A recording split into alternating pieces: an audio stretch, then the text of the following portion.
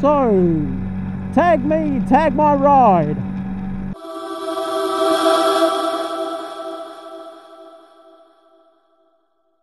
So it appears I've been called out by Lutch on a bike to do this tag me, tag my ride thing.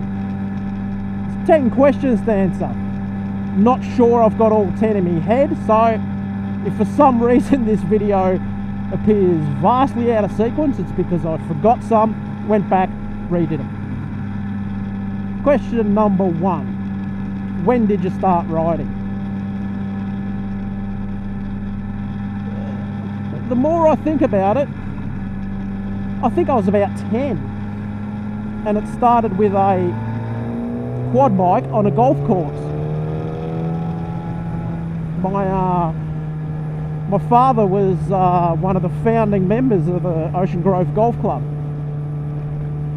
And as such, for quite a long time, looked after the greens and that sort of thing when he retired, and right up until he passed away. And this is in the olden days before automatic sprinklers, where you had to go out and move the sprinklers around. And anyway, it being a golf course was a long way, so they had this quad bike that you jumped on, you went around and, you know, moved the sprinklers. Well, I used to go with him sometimes, and he used to let me, you know, sit on it with him, and he'd ride it. And then one day he just said, well, off you go. So away I went. And that was kind of it. Yeah, I just hopped on and away I went. Off on a quad bike all by myself. So that's question 1. Question 2, I believe, is what bikes you've owned. Well, there's this one, the FZ1. There's the bike I had before it, which was a Suzuki Bandit 250. Yeah, awesome bike. Just made a lot of noise and didn't go anywhere. And they're the 2 recent bikes. I was out of riding for quite a few years because I didn't have the money. Well, not that I didn't have the money. Build another house, the more important, blah blah blah blah blah. There's been, before that, there's been a few, let's say. I had a Ducati period for a while. I had a GSXR period for a while. And you know, I've got to be honest and say I've had this bike 18 months, I think, now, and that's probably one of the longest that I've had it, if not the longest. So that gives you a bit of an idea of what I'm like. Now, that brings me to question 3, which I've got.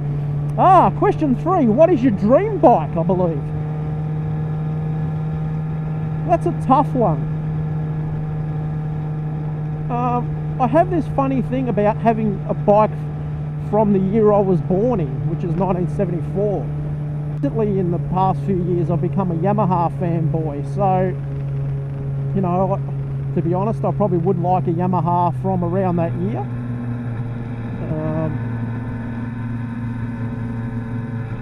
But, you know, that's not a...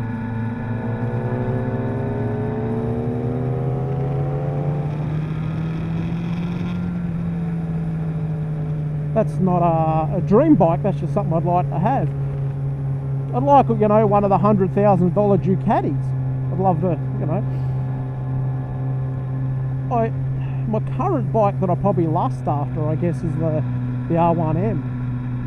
It's just a bike that I just think is just absolutely awesome. Just the technology and the look. You know, the look did actually have to grow on me, but I do like it. My problem with that bike is A, the cost. I could afford it. I probably could, you know, get a loan, blah, get rid of this, sell my soul, kidney, whatever. My other problem is I actually don't know how great it'd be to ride, you know, this sort of stuff where I'm just cruising along at 70 odd Ks. Probably be terrible. So that brings me up to question 4, which I'm really stuck on. I've got no idea what question 4 is, none whatsoever.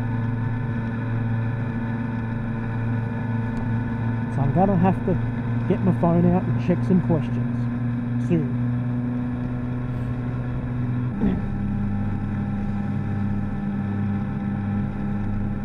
Memorial Arch.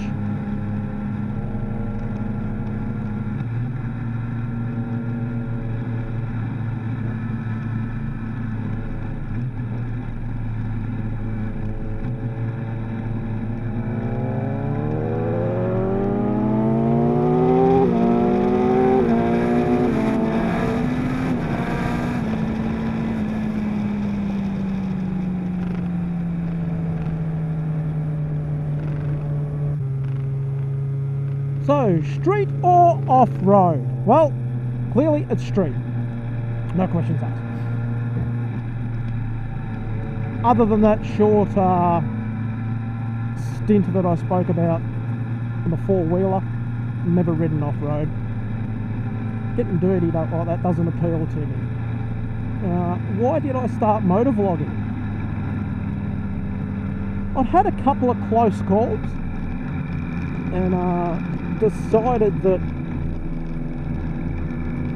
maybe a camera is the way to go for safety's sake.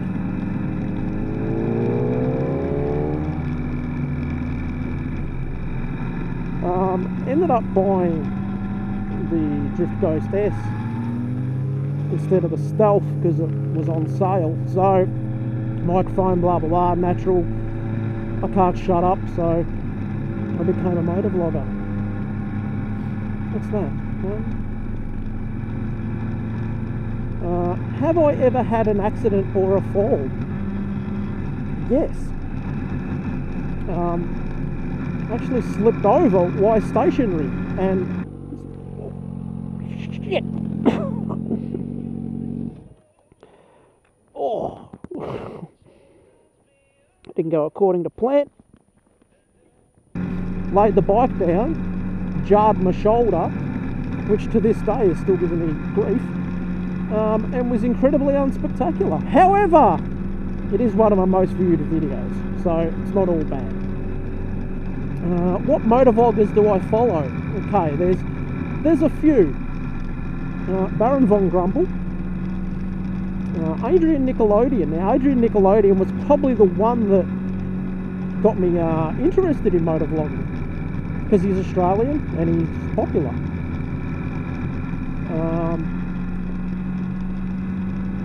Look, I follow a lot of smaller vloggers.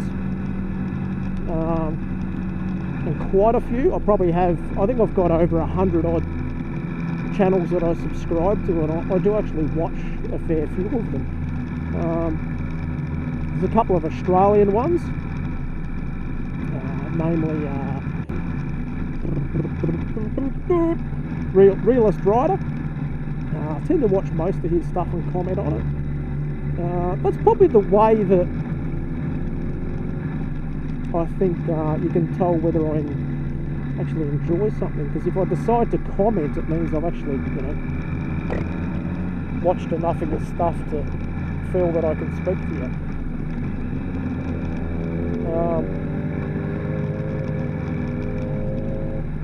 Look, I don't watch a lot of the big guys do it with Dan, and do it with Dan I probably watch more than some of the others. I do feel that they're just there for the hell of it now. So I think that's all the questions. I'll double check what I stopped, but... So I missed the question. Does my bike have a name? No.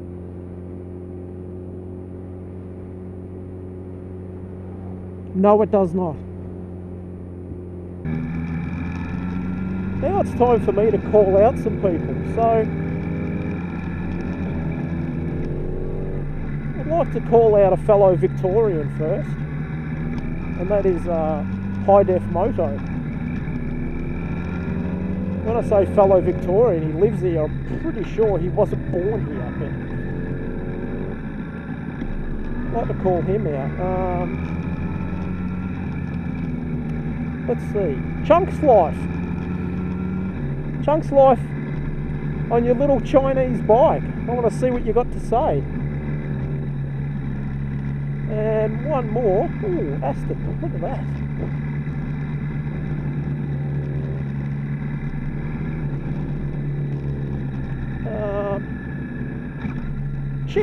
Chicks with tricks.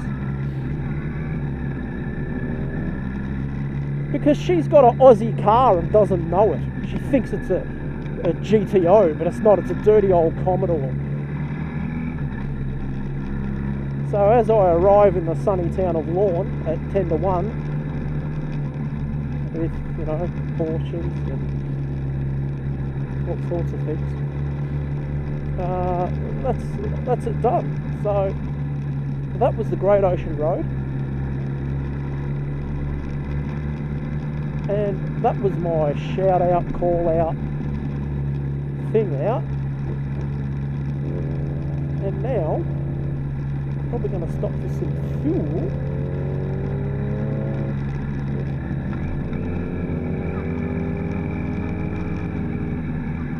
Something to eat and head home, but I want to go around to the little lookouty thing around here.